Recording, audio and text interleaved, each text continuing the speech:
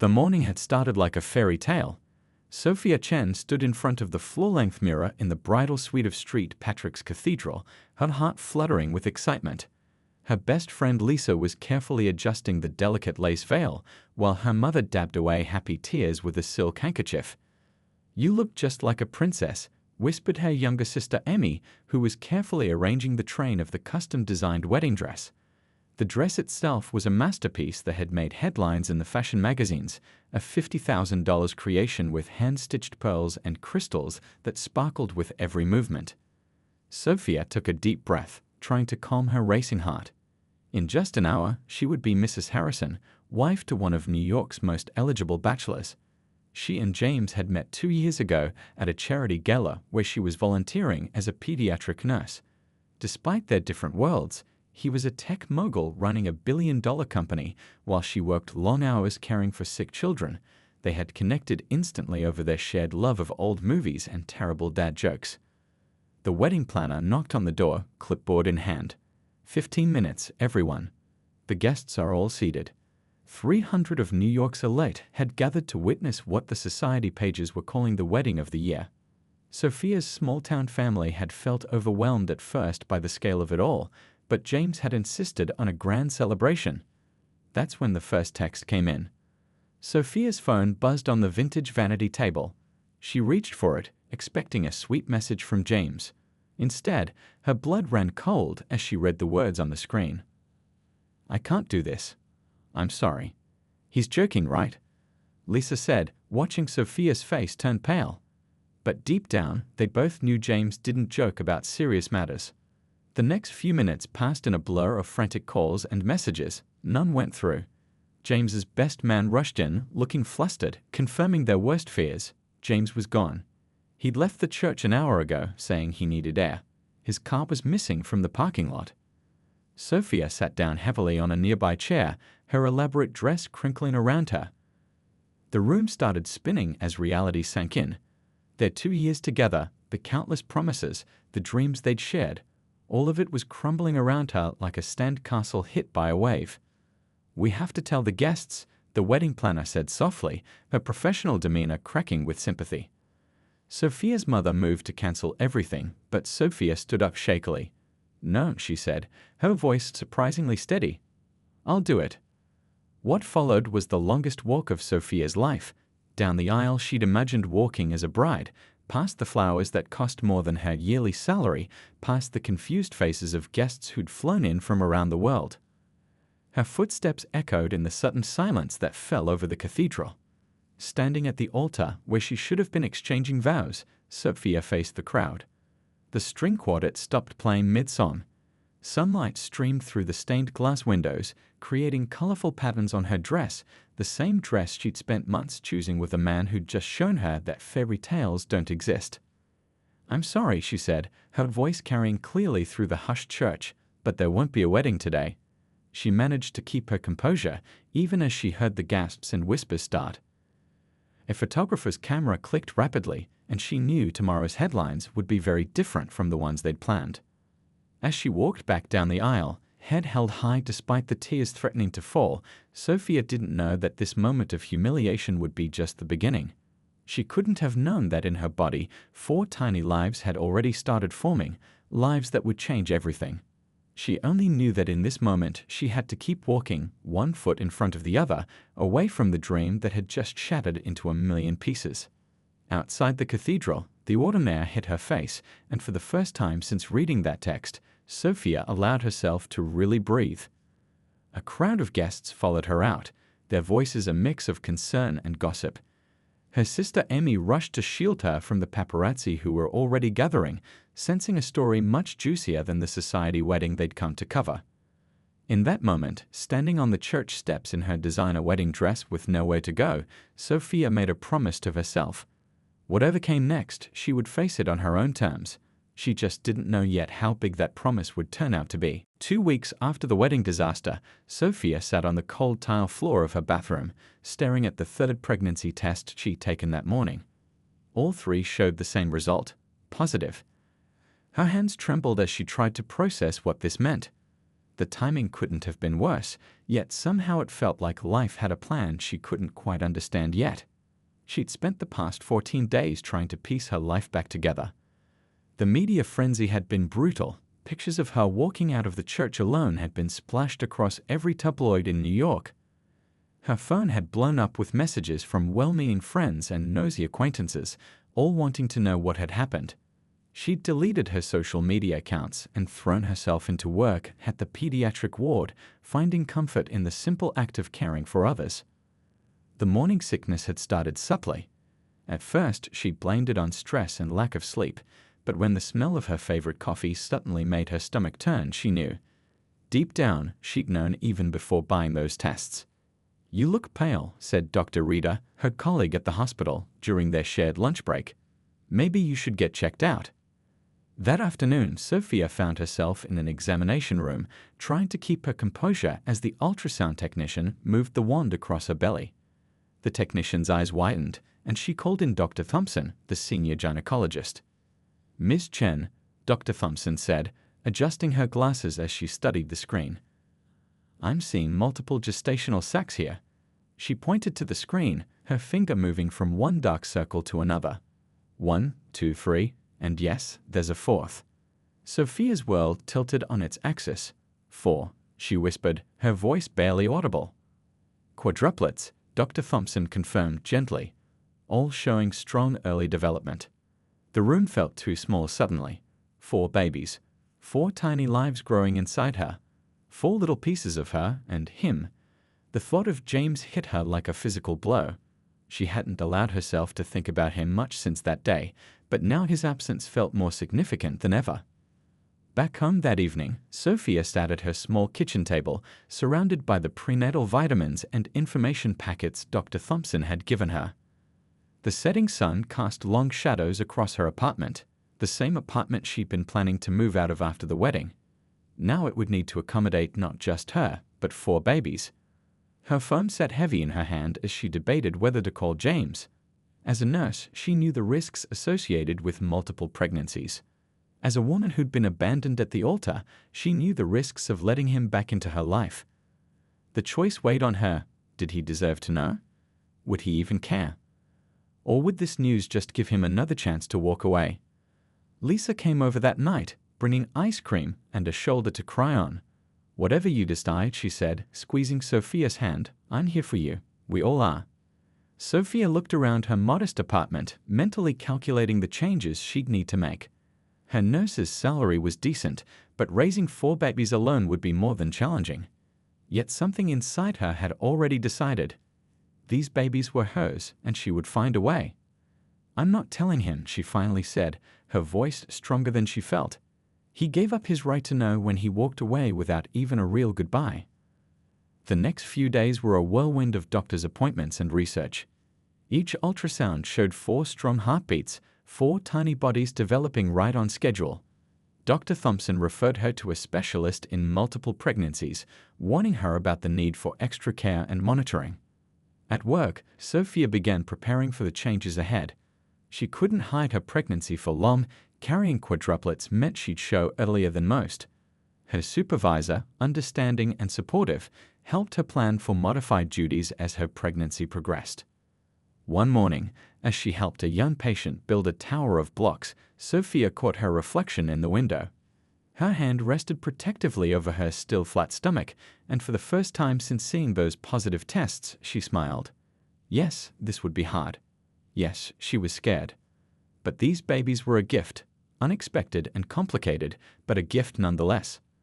That evening, she started a journal, writing letters to her unborn children. "Your story might not have the beginning I planned," she wrote, "but I promise you'll never doubt how much you're loved." As she closed the journal, her phone buzzed with a news alert. James's company had just gone public, making him one of the youngest billionaires in tech history. Sophia turned off her phone and placed her hand back on her stomach. Her babies wouldn't have his wealth, but they would have something better, a mother who chose them every single day. 5 years passed like a whirlwind of tiny socks, midnight feedings, and first words. Sophia sat on a park bench in Seattle, watching her quadruplets play on the playground. Lucas, the oldest by 2 minutes, was carefully helping his sister Lily climb the ladder. Oliver and Noah, identical down to their missing front teeth, were taking turns on the slide. Moving to Seattle had been the best decision she'd made. The rain-soaked city, so different from New York's chaos, had become their sanctuary. Her small house, though nothing fancy, echoed with laughter and the pitter-patter of 8 little feet. "Mom, look," Lily called out, finally reaching the top of the ladder. Her dark curls bounced as she waved, proud of her achievement. Sophia's heart swelled. Lily might have been the smallest of the 4, but she had the biggest determination. Working night shifts at Seattle Children's Hospital wasn't easy, but it allowed Sophia to spend days with her children. Her neighbor, Mrs. Chen, no relation, just a wonderful coincidence, helped watch the kids during her shifts. The kind elderly woman had practically become their grandmother. "Your children are so well behaved," another mom at the park commented, watching as Lucas shared his snack with a younger child. "I can barely handle my 2." Sophia smiled, remembering the early days when she'd felt completely overwhelmed. The quadruplets had been born 6 weeks early, each weighing less than 4 pounds. Those first months in the NICU had tested every ounce of her strength. But they'd made it through, all of them, growing stronger day by day. "Mom," Oliver called out, running over with Noah close behind. "Can we get ice cream? Please?" Their matching grins were impossible to resist, even though Sophia knew they'd planned this tag-team approach. "After dinner," she promised, checking her watch. "We need to head home now. Aunt Lisa is calling for our weekly video chat." The mention of Lisa brightened everyone's faces. Despite the distance, Lisa had remained Sophia's closest friend, making regular trips to Seattle and never missing a birthday. She was the only connection to their old life that Sophia had kept. Back home, the evening routine unfolded like a well-rehearsed dance. While the kids washed up, Sophia prepared dinner, spaghetti and meatballs, their favorite. The kitchen might have been small, but she'd mastered the art of cooking for 5. "Tell us the story about our names," Lily requested during dinner as she carefully twirled pasta around her fork. It was a favorite bedtime tale, one that reminded Sophia of the hours she'd spent in the hospital, choosing perfect names for each tiny baby. "Well," Sophia began, watching their eager faces, "Lucas means light because he was the first one born, lighting the way for his siblings. Oliver means peace because he was the calmest baby, always sleeping soundly. Noah means rest and comfort, which was funny because he never let me rest. And Lily, you're named after the flowers that bloom even in the rain, just like we did here in Seattle." After dinner and baths, with the kids finally tucked into bed, Sophia sat at her small desk, reviewing their monthly budget. Her salary covered their needs, but there wasn't much left over for extras. Still, they had enough love, enough food, enough happiness. The kids never knew about the trust fund they could have had or the lifestyle they might have lived. Sometimes, when the quadruplets were sleeping, Sophia would look at old photos from her New York life. The woman in the wedding dress seemed like a stranger now. That Sophia had been waiting for someone else to complete her life. This Sophia, mom of 4, night shift nurse, master of bedtime stories and budget stretching, was complete all on her own. Her phone buzzed with a text from her support group for single moms. They met every other Saturday, sharing stories, advice, and much-needed adult conversation. These women had become her Seattle family, understanding her struggles and celebrating her victories. Before heading to bed, Sophia peeked in on her sleeping children. Lucas and Noah had somehow ended up in the same bed again, despite starting the night in their own rooms. Oliver was sprawled out starfish style, his favorite dinosaur toy clutched tight. Lily slept curled up like a cat, surrounded by her stuffed animals. Looking at them, Sophia felt a familiar mix of pride and protectiveness. They were her miracle times 4, the unexpected gift that had given her life new purpose. Yes, raising quadruplets alone was challenging. Yes, there were days when she felt overwhelmed. But watching her children grow, seeing their personalities develop, hearing their laughter, it made every struggle worthwhile. As she got ready for bed, Sophia had no way of knowing that their carefully built life was about to change. She couldn't have guessed that a simple trip to a tech conference would shatter their privacy and bring the past rushing back. For now, she was simply grateful for another day with her 4 greatest blessings: unaware that soon their story would capture the attention of the entire country. The San Francisco Tech Conference wasn't Sophia's usual scene, but the hospital had selected her to coordinate medical services for the 3-day event.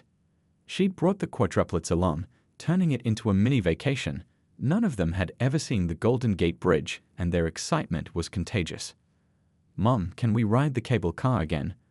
Lucas asked as they walked through the bustling conference center.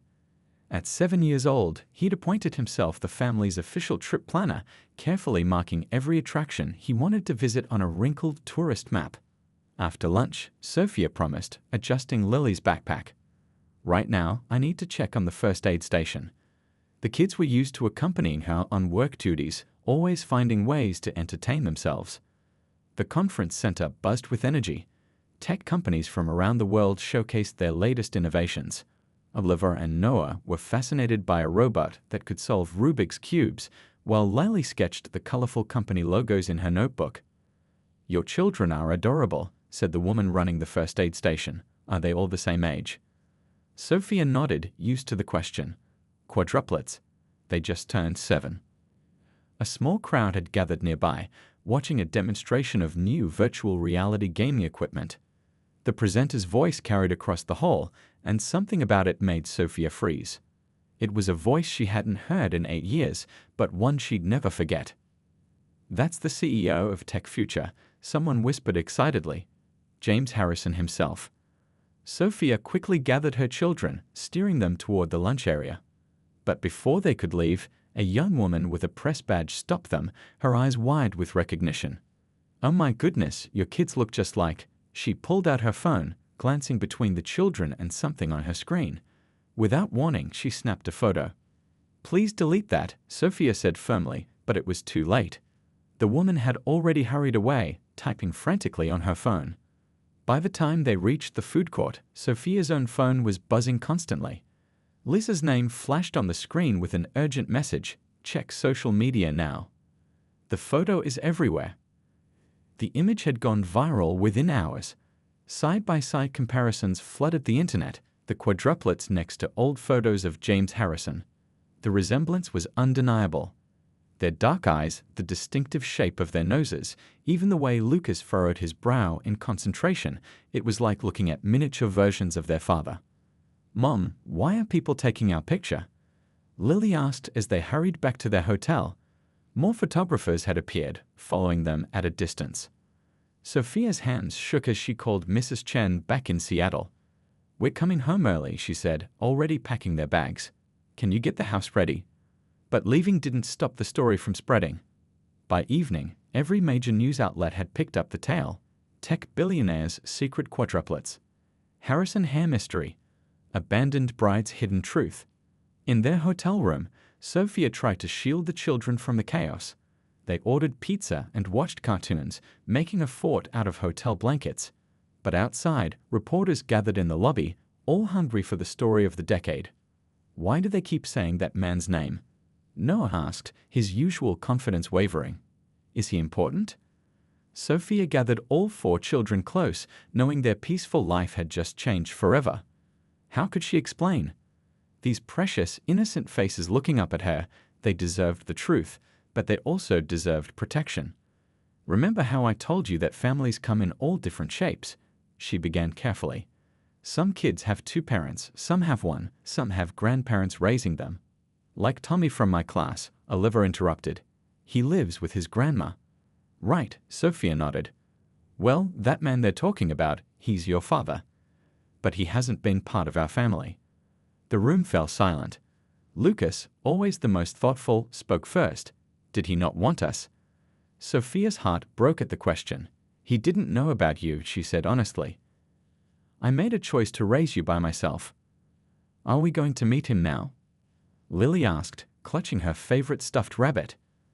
Before Sophia could answer, her phone rang. It was her lawyer from Seattle. "Sophia, you need to know. James Harrison's legal team has already filed for emergency custody rights. They're demanding immediate DNA testing." The world seemed to spin as Sophia looked at her children, her whole world wrapped up in 4 small bodies. they were still building their blanket fort, already moving past the conversation about their father, innocent to the storm that was about to break. Outside, camera flashes lit up the hotel windows like lightning. Tomorrow, their faces would be on every news channel. Their story would be picked apart by strangers. And somewhere in this same city, a man who'd walked away 8 years ago was preparing to walk back into their lives, whether they wanted him to or not. Sophia pulled out her laptop, booking the first flight back to Seattle. They needed to get home, back to their safe haven, before facing whatever came next. As she watched her children play, she made another silent promise. No matter what happened, no matter how much money or power James Harrison had, she would protect their happiness with everything she had. The Seattle courthouse steps were crowded with reporters when Sophia arrived for the first hearing. She'd chosen to wear her favorite navy blue dress, simple but professional. Her sister Amy stood beside her, both of them ignoring the shouted questions from the press. Did you hide the children to get revenge? Was this a planned pregnancy? How much money are you asking for? Inside, Sophia's lawyer, Catherine Wong, waited with a stack of documents. Remember, she said quietly, let me do the talking. They're going to try to provoke you. The courtroom doors opened, and James Harrison walked in with his legal team. He looked exactly like his magazine covers, expensive suit, confident stride. But when his eyes met Sophia's, they both froze. 8 years suddenly felt like yesterday. All rise, the bailiff called out. Judge Martinez took a seat, looking sternly over her reading glasses at the packed courtroom. James's lead lawyer, Mr. Patterson, spoke first. Your Honor, my client was deliberately kept in the dark about his children for 7 years. We're asking for immediate DNA testing and temporary joint custody while this case proceeds. Catherine stood up. Your Honor, Ms. Chen has been these children's only parent since birth. Mr. Harrison abandoned her on their wedding day without explanation. She made the best choice she could to protect her children's emotional well-being. The judge listened carefully to both sides. Given the public nature of this case, I'm ordering a gag order. No one speaks to the press. DNA testing will proceed next week. Until then, the children remain with their mother. Outside the courtroom, Lisa was waiting with updates from home. Mrs. Chen had taken the quadruplets to the zoo, keeping them away from the media circus. They're having a great time. Lisa showed Sophia pictures of the kids feeding giraffes. They don't need to see any of this. But the legal battle was just beginning. James's team dug into every aspect of Sophia's life. Her finances, her work schedule, even her dating history, which was practically non-existent. They painted her as calculating, suggesting she'd planned the pregnancy as a future bargaining chip. They're trying to make me look like a gold digger, Sophia said to Catherine during a late-night strategy session. But I never asked him for anything. We lived without his money for 7 years. The DNA results surprised no one. The quadruplets were definitely James's children. What did surprise everyone was his next move. Instead of negotiating, he demanded full custody. These children need stability, his lawyers argued in court. A proper home, the best education, opportunities that only Mr. Harrison can provide. Sophia felt like she could hardly breathe. They have stability, she wanted to scream. They have love and happiness and everything they need. The media circus grew worse. Reporters camped outside their house. Paparazzi followed the kids to school. Sophia had to take leave from work when photographers started showing up at the hospital. One evening, after putting the children to bed, Sophia found Lucas sitting on the stairs, crying quietly. Hey buddy, what's wrong?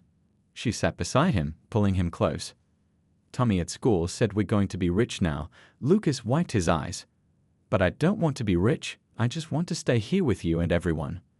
Sophia held him tighter, her own tears falling. The next day, she made a decision. During a court-ordered mediation session, she faced James directly for the first time. Look at these, she pushed forward 4 folders. Inside were report cards, artwork, certificates from swimming lessons and piano recitals. This is who they are. Lucas loves science and takes care of everyone. Oliver can make anyone laugh. Noah's the best at math and teaches his siblings. Lily writes stories and draws everything she sees. James stared at the papers, touching a crayon drawing signed by Lily. You can't just walk in and take over their lives, Sophia continued, her voice strong despite her fear. They're not assets to be claimed. They're children who need their world to stay stable. For the first time, James looked uncertain. He picked up a photo of all 4 kids at their last birthday party, their faces covered in cake frosting and pure joy. I missed everything, he said quietly, more to himself than anyone else. Sophia watched him, remembering the man she'd once loved. You did, but destroying their happiness now won't fix that. Outside, rain fell on the Seattle streets, the same rain that had seen them through 7 years of bedtime stories, skinned knees, and growing up together. Sophia thought about her small house with its cramped bedrooms and worn furniture. It wasn't a mansion, but it was filled with love and laughter. The next court date loomed ahead, where a judge would make decisions that could change their lives forever. But for now, Sophia had 4 little people to get home to, 4 stories to read, 4 foreheads to kiss goodnight. As she left the mediation room, she held her head high. She might not have billions of dollars or a team of lawyers, but she had something more valuable: 7 years of proof that she was exactly the mother her children needed. The truth came out on a rainy Tuesday, 3 months into the legal battle. Sophia sat in the courthouse conference room, watching as Catherine laid out documents across the table. Emails, phone records, and meeting minutes from 8 years ago, all telling a story she'd never known. These were submitted by a former board member of Tech Future, Catherine explained, her voice tight with controlled anger. Robert Chen, no relation to you, came forward after seeing the news coverage. Sophia picked up the first email, dated 3 days before what should have been her wedding. Her hands trembled as she read. James, let me be clear. If you go through with this wedding, the investors will pull out. No one will back a CEO who puts marriage before the company's future. You have until Saturday to make the right choice. Robert Chen, board chairman. More emails followed, showing the pressure James had faced. The company was days away from its first major funding round. Robert Chen had threatened to tank everything James had built unless he stayed completely focused on the business. He made me choose. James's voice came from the doorway. Sophia hadn't heard him enter. He looked tired, his usual polished appearance slightly rumpled. The company was about to either become something huge or collapse completely. There were 300 employees counting on me. So you chose them, Sophia finished quietly, without even telling me why. James sank into a chair, looking older than his years. I convinced myself it was temporary, that I'd fix things after the funding round, after the IPO, after each next big milestone. But there was always another milestone. The room fell silent except for the rain pattering against the windows. Sophia thought about all the nights she'd wondered what she'd done wrong, all the times she'd questioned if she'd somehow pushed him away. I was a coward, James continued. Instead of fighting Chen, instead of being honest with you, I ran.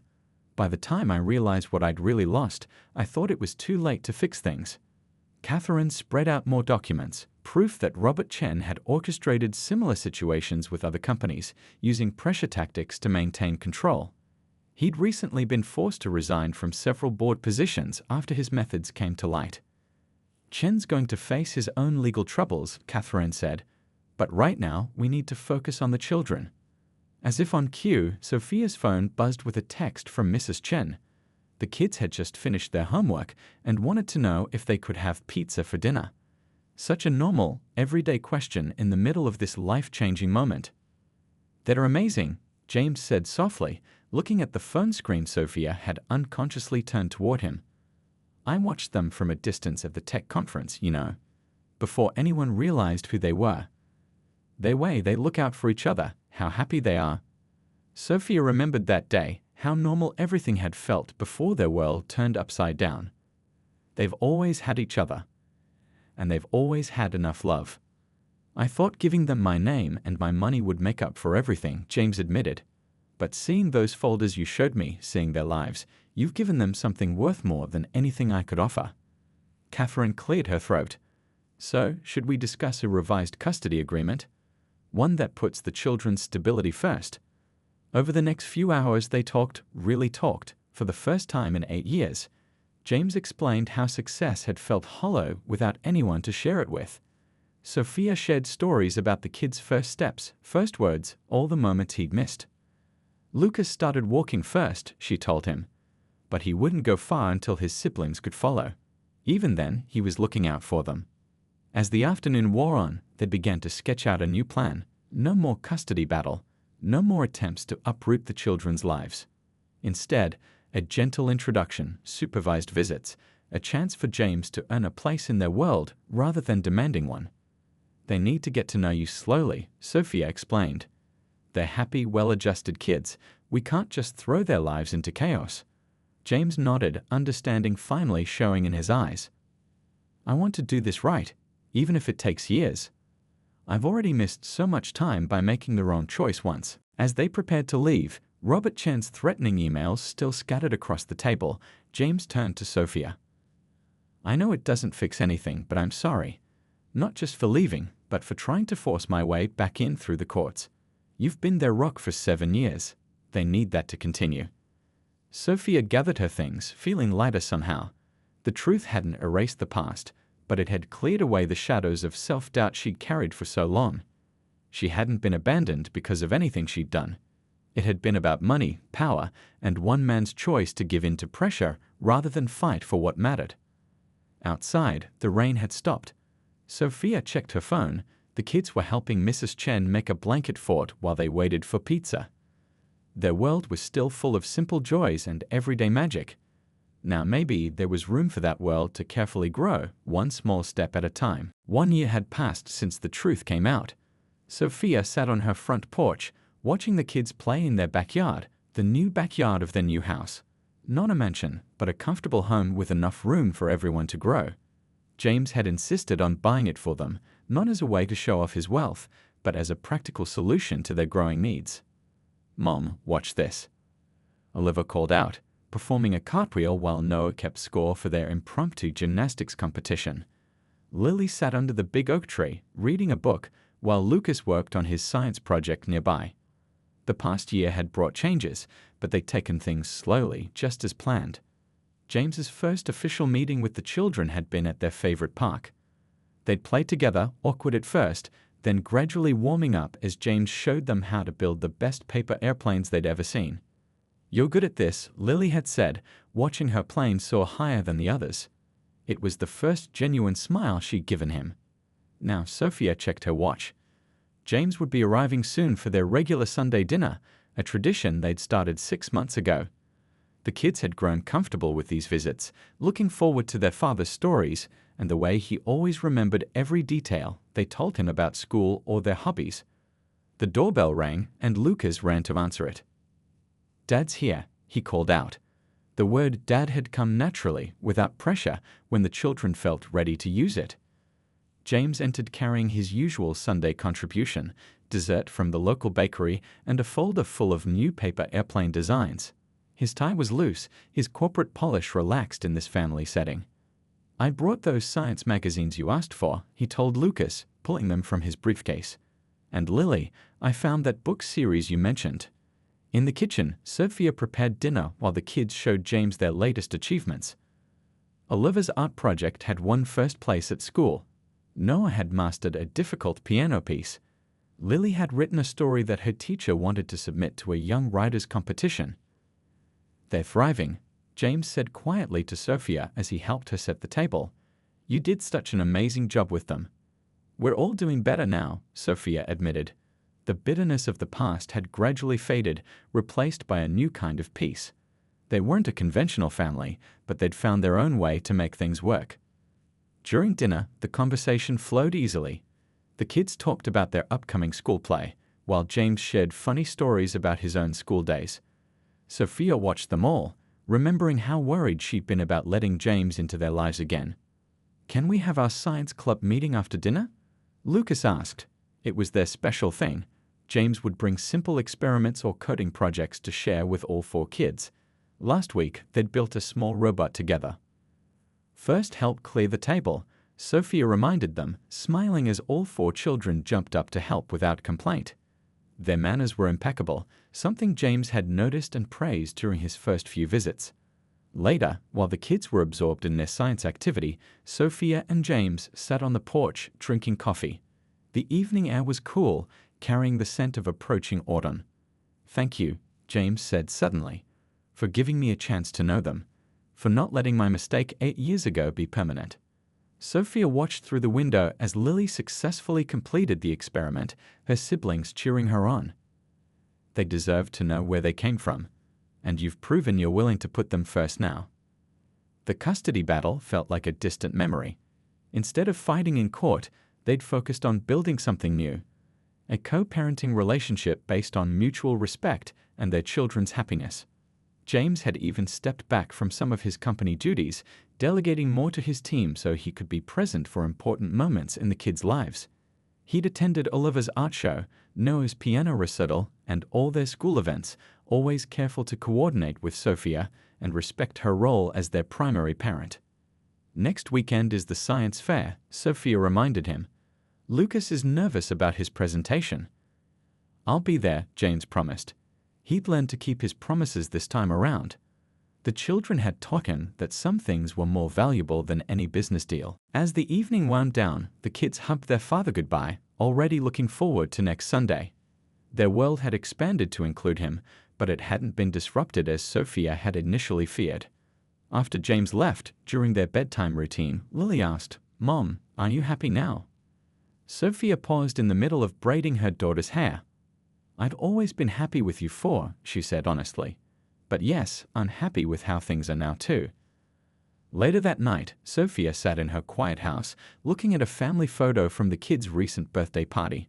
There they all were, 4 beaming children, Sophia smiling proudly, and James standing nearby, gradually earning his place in the picture. It wasn't the family photo she'd imagined 8 years ago in her wedding dress, but somehow it was better. It was real, hard-won, and built on truth. On her phone, she pulled up the text group she shared with James and Mrs. Chen, coordinating next week's schedule. Such a simple thing, but it represented how far they'd come, from courtroom battles to peaceful co-parenting, from broken dreams to new beginnings. Outside, the stars twinkled over their Seattle home. Tomorrow would bring more adventures, more challenges, more moments of growth, but they would face them together in their own unique way, as a family that had learned that love doesn't always follow a straight path, but always finds its way home.